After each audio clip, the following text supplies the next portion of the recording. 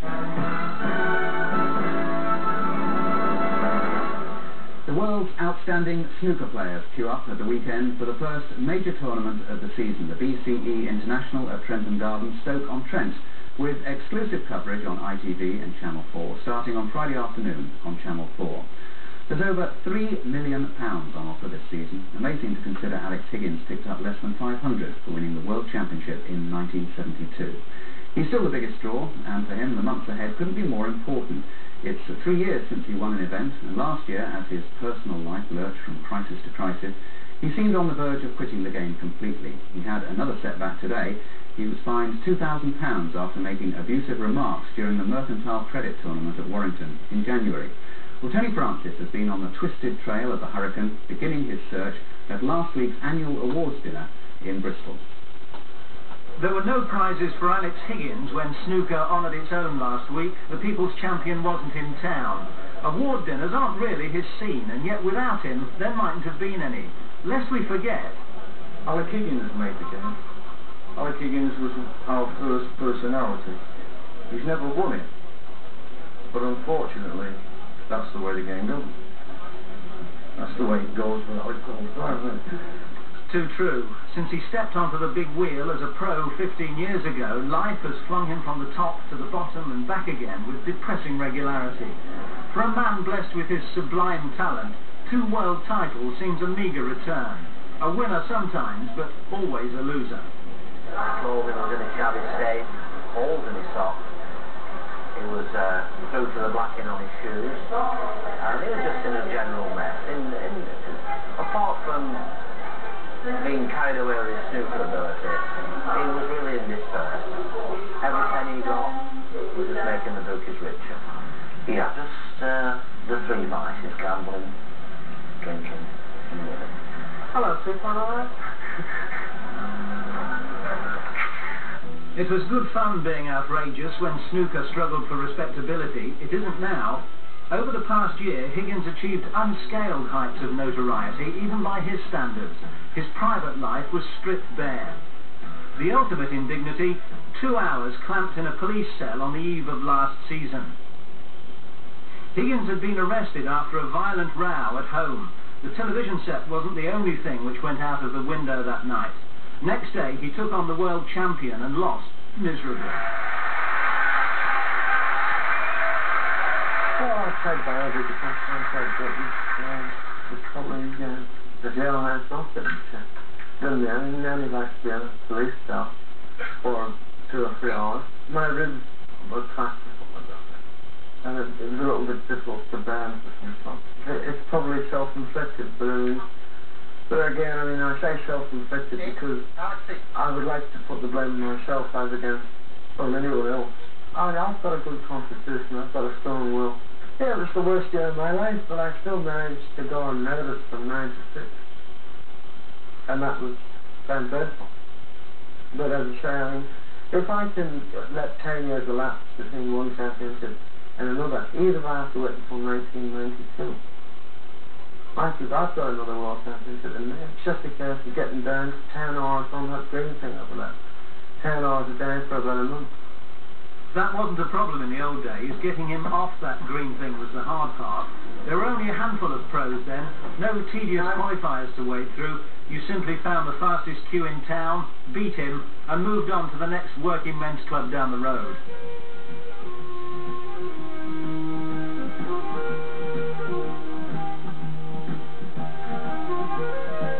Ironically, it was Higgins who helped to turn bitter into champagne, but it's gone flat on him. He's up against 127 other pros now, any of whom can produce it on his day, as Joe Johnson, Personality of the Year, showed us last April. Tremendous long shot from Joe Johnson there. And if the seasoned pros don't get you, watch out for the snooker youth. Stephen Hendry, the Young Player of the Year, was still in his pushchair when Higgins won his first World Championship. He knows exactly what it takes to reach the top. It's all about dedication to get to the top, and once you've got to the top, you can do what you want after that, but it's pure dedication to get there. How long can you keep it up, though? That's the question, because Alex Higgins, for instance, finds that very difficult now, can't practice at all. Well, I'm not finding it difficult to practice at the moment. I can practice no bother, but you have to take breaks. Like I have breaks every summer and every so often, and that helps. But as long as you're hungry to win tournaments, you can practice as long as possible. Higgins has no appetite for this man, Steve Davis, the joint player of the year, who's stood in his way more often than most. Higgins treats his talent like a mistress, flirts with it, neglects it, and expects it to come running back home at the click of his fingers. Davis, in contrast, is the faithful, caring husband. Going to sleep every night, I'd rather be as I am. But every now and again, it's a very strange game. Every now and again, when you're in a situation, every once a month, sometimes you attain that bit of perfection, like hit a purple patch, and it's a great feeling. So I know what Alex goes through. He would manufacture positions and manufacture a break out of absolutely nothing. And there's no player I've ever played that can do that. He still isn't. There's not one. The snooker table is the best way that I can express myself. And if we go back to the public and what they think of me, I think that speaks for itself. When I express myself on a snooker table, the public think it's a joy to watch. Because I think I'm one of the few people that shows that I get enjoyment out of it. It's a terrific personality. He has got that kind of charisma about it. If he wants to charm you, he can charm you. Yes, that impish grin can melt anyone's heart, though we don't see it too often. In this mood, he's the journalist's delight, the master of the one-liners. For instance, how does he rate his market potential? If I'm painted or called the black sheep, then you can market a white one, sure you can market a black one. Because after all, it's the man in the street that buys most of the products, and the man in the street likes his people champion. What about his ongoing feud with authority? Well, I've got a better constitution than the WPBSA. And we had to get the Higgins view on love and marriage.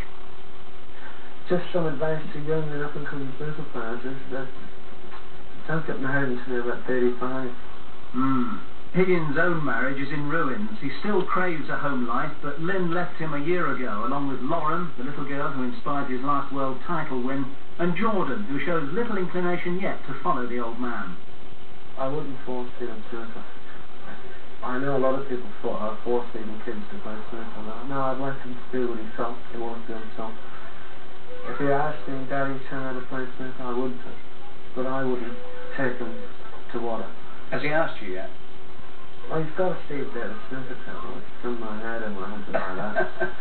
You have to bring out an Alex Higgins table, won't you? Yeah, well, I suppose I've got to learn on something, huh? He won't be giving many lessons at Delveron House. The country home he bought to give his tormented marriage a fresh start is the refuge of a lonely and mistrustful man, most at ease behind drawn curtains. Higgins is the victim of 15 wearisome years on the treadmill, the solitary entertainer, forever waiting for the next connection.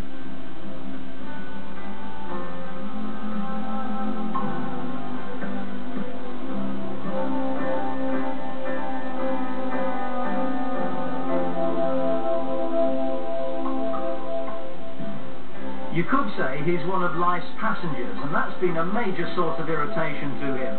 He's never taken the trouble to learn to drive, except that is on the golf course, the only place he can change gear. It would be very easy to get addicted to golf, because the golf ball, they have their way of putting the slide on and making it go left or go right and stuff like that. And ball games to me are fascinating, and it's one of the few times I can go for a walk forward. And equally, if I had a few good shots, I'm nice and happy. If I hit bad ones, it doesn't matter. Are you eating better now? Are you looking after yourself better? No. I still can't eat when I'm traveling. It's just, I think it's probably to do with the nerves. You'll always be like that, I suppose. I eat when I have to. But then again, when I try to get myself ready for one of these tournaments I'm going to earmark for the coming year, I will have ate well and get into a bit of film and stuff like that. He's the eternal optimist, isn't he? But even Higgins knew when he signed for Howard Kruger's framework management that he'd reached the crossroads. Kruger says it's his last chance of salvation. If he knuckles down, there's a future. If he doesn't, it's the scrap heap. Danger signs are there, but it's down to him. And if he works hard enough, the ability is not the thing